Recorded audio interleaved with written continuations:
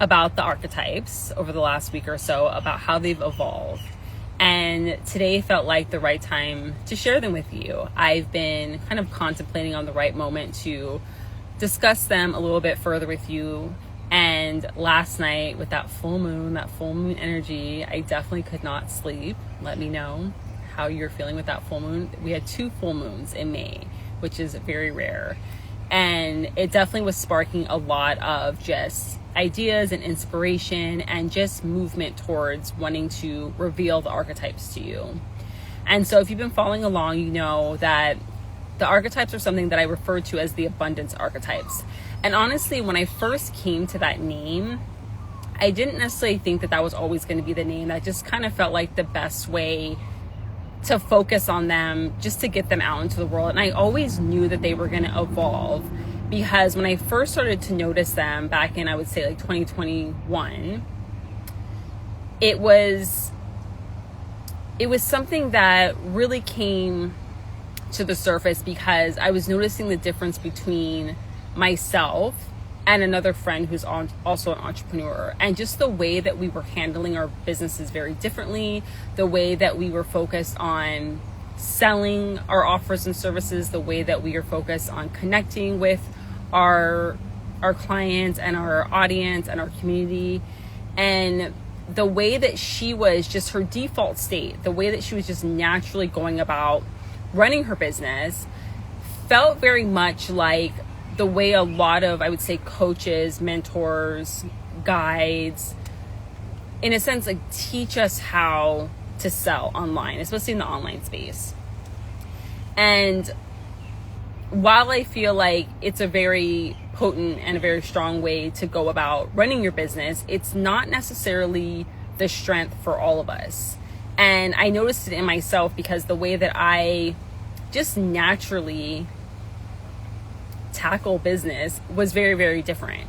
And there is this saying, this kind of belief system in the online space around, evolving yourself and changing different aspects about yourself in order to get to the next level. And I don't necessarily agree with that. I think that we all have these default strengths, these default zones of genius that a lot of times are a little bit more hidden, that we don't necessarily see them as clearly as other people see them in us. And I don't necessarily think you need to completely change yourself or, completely shift your whole identity in order to get to where it is that you want to go within business. But I do believe that sometimes we're not aware of these strengths, and so we're working against them subconsciously without realizing it. And really what it is, it's just a shift. It's just a shift in another direction. It's just a realization for you to be able to, like I said, really bring out what it is that you want to bring out within your business, within your work, within selling, within being able to attract money, wealth, and abundance into your business. And so this whole idea of, becoming someone else in order to run your business, I've never really fundamentally agreed with. I do think that if you have to completely change yourself in order to run your business and for it to be successful and profitable, it's probably not the right path for you. And I see this a lot with female entrepreneurs, where in a sense we are forcing ourselves to run our businesses in a way that is just working against our natural strengths. And I saw this a lot within, like I said, my friend who was running her business in her default state. A lot of people teaching this as the way, the end all be all. And a lot of other female entrepreneurs, myself included, in a sense, like forcing ourselves to run our businesses in this way because it was really taught as kind of the way to do it, and wondering why we weren't having success with it. And it's really because while yes, you can strengthen all the archetypes, there are 5 archetypes that I've discovered, you can strengthen all of them, but it's really important to lead with your main archetype. And so this archetype that I'm referring to, it's the archetype that I see the least in female entrepreneurs, but it's the way that most of entrepreneurs that I speak to were trying to focus in on. And it's about that being more magnetic and being more sort of life of the party, high energy, going live, doing a lot of video and things of that nature. And yes, you can do that even if it's not your strength. But like I said, there's some of us that that is just our natural way to be. And that was never mine. And, you know, a lot of women that I work with, that wasn't theirs. And so as I started to work with more female entrepreneurs, another archetype started to come to light, which was very, very interesting. And, you know, as I said earlier, we were all in a sense trying to focus in on this more magnetic way of doing business. And we are all magnetic just by default, but I think some of us attract and are magnetic in a different way. But we're trying to force ourselves to be a way that we're not, because we think, and we've been taught, especially in online space, like I said, that that's the way it has to be in order for you to be successful. And that's just not the case. And so, like I said, this other archetype started to emerge, and it was by far the most popular archetype that I was seeing. It's not my default archetype. It was not my friend's default archetype, but I would say it was 80% of these women. And what I noticed, a really clear pattern, was that they were leading with this as their strength, but they weren't leading with it as their strength in their business. They were doing it in other areas of their life. And a lot of times it had to do with what other people wanted them to do. So they were leading as this archetype as their strength in their personal life, or, you know, with their relationships, even if they were still in maybe day jobs, or maybe if they were running a business, but, you know, they were focusing in on a different role within their business. They were in a sense like using the strength against themselves, if that makes sense. I know it's a little tricky for me to describe, because it was something that was very interesting for me to witness, because it happened a lot. It was a lot of women, like I said, 80% of women I was working with were doing this, where it's like they had this really beautiful strength, but they were almost like using it against themselves. So, you know, if you're running your business, if you're selling, if you're attracting money, wealth into your business, and it feels like, you know, you're putting energy and effort into it, but it feels like you're pushing a boulder up a hill. Like, yes, it requires energy and action in order to run your business, but it shouldn't feel like you're pushing a boulder up a hill. It should feel like it's effort and energy that you can do that's in a way like seamless to you. And what I'm seeing with a lot of female entrepreneurs is this is the opposite of what we're doing, because we're using our strengths in a way that a lot of times benefit other people around us and not ourselves. And so I know I'm not specifically naming the archetypes, because I'm not going to go into each of the archetypes in this video. I just wanted to share with you a little bit about how they've evolved, and to really unveil the new name of the archetypes, because, you know, it's going to take a lot of time for me to go into each one, and it's different for all of us, because all of us have different archetypes. And while we can strengthen all of them, there's definitely one that we lead with. And I would say there's probably three. There's one that you lead with, there's two kind of your sub archetypes, but then you can strengthen all five of them. So I'm not going to go into all of them and the names of all of them. I did actually write them out. The first time I've ever written about them was in my Substack, which I'll try and probably link somewhere. I'll probably link it in my stories later today, so you can go and read about them. But I am going to be shifting them and rewording them a little bit now, because, like I said, I'm going to be unveiling the new name. And so essentially, I hope this is really coming across when I'm talking about it, is that each of the archetypes, it's almost like this hidden gem within each of us that some of us are just naturally doing on default. And if you're running your business and it feels like you're putting energy and effort and things are moving and things are feeling good and it doesn't feel like it's harder than it should be, then you probably are naturally just working with your archetype. But for most of us, and from what I've seen from working with women, it's a lot harder to run our business because we're working against our archetype. And so the name abundance, well, yes, it is really tied to the way that we are attracting abundance and money and wealth, and the way that we are selling and the way that we are running our businesses. It doesn't necessarily have to do with just abundance, because it's something that's, like I said, it's like this hidden gem that's running in the background. And so what has really come to me, especially at the end of 2025 coming into 2026, is the word quiet.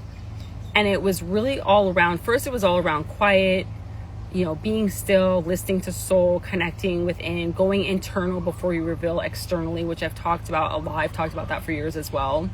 But then it really started to evolve into quiet luxury. And then quiet luxury really, I started to really think of, what does luxury actually mean? And what does that mean to me? And I think we all have our own versions of what luxury is. And so it really started to evolve. And I really started to look at it as more of your business and running more of a quiet business, and what a luxury that would be for offers and services and things to just be happening in the background, systems to be set up to allow you to be able to tune in to what it is that you want to create, what it is you want to share when you feel called, instead of feeling that pressure to always be on, which I feel like is what's happening with the online space. There's always this pressure in a sense to be performative, whereas when you're running more of a quiet business and you can get quiet with yourself, it's almost like you can let all that go to the wayside. And so as I was working through quiet business and what that really looked like, the word quiet wealth started to come through. And when that word came through, I realized that that is so much more in alignment with the archetypes than abundance, because it is this quiet pattern, this quiet framework, it's something that's really connected to your soul, to what's whispering in the background that you're not always consciously aware of. And so when I connected into that, I realized that the archetypes really needed to be changed, and the name really needed to evolve to the quiet wealth archetypes. So that is the new name. That's where we're going with the archetypes, because in a sense, it's like it's your best kept secret. It's something that you're not consciously aware of at first. A lot of us aren't, but once you are, it's almost like your secret power, your secret superpower, your secret weapon, in a sense that no one else really knows except for you, unless you feel called to share it. And it's about really, attracting money and selling your offers and services in a way that really speak internally to you, and really help to build what it is that you want to build, without it being, like I said, so performative. It's really just connected into you and who you are in your default state. But the one thing about this is you have to realize it. So a lot of times as female entrepreneurs, when we're really having these challenging moments in entrepreneurship, it's almost like because we don't realize it. And once you realize it, it's almost like this aha moment. And so even though I've been focusing a lot more on, I would say, identity work and mindset work, and helping you to really see the invisible things that are running in the background that maybe you can't consciously see, even though I've been focusing in on that, honestly, it's not like this huge, big overhaul that you need to do. A lot of times it's just this one direction, like slightly to the left or slightly to the right, or you just need to slightly adjust it. And like I said, have this realization for things to really just take off the way that you know that they're meant to. And so I'm really excited to share this with you today, because like I said, it's something that I've been really wanting to talk about and share about for a really long time. And today just felt like the right moment to reveal them to you. So the quiet wealth archetypes, and I'm going to be going more into them, more in depth, and talking about them, and how, like I said, you are really focused in on your default archetype, but you can strengthen all 5 of them. You can focus in on your first 3, your main archetype, your sub archetypes, but then strengthening all of them. And once you can really, in a sense, it's like you can almost use your default archetype, but then, pull out the other ones when you need them as well, because there's all different types of scenarios that come up in business that can allow you to, need that superpower in your back pocket to help you with just being able to build what it is that you really want to build. And so I'd love for you to share any takeaways that you have from this video. Let me know your thoughts. I know a lot of you have done the Wealthy Workshop, which at some point I am going to redo the Wealthy Workshop with not the new, because they're not new. They're the evolved abundance archetypes. So I can go a little bit deeper into them. I have slightly changed some of the names, a little bit of each archetype. Like I said, the core of what it is the same. It's just evolved as I've been working with more and more of you. And so I will be doing the Wealthy Workshop again. I'll probably be coming up with some other different type of name for it. I'm not sure yet. but it will help you to really connect into your archetype even more. And like I said, strengthen all of the archetypes.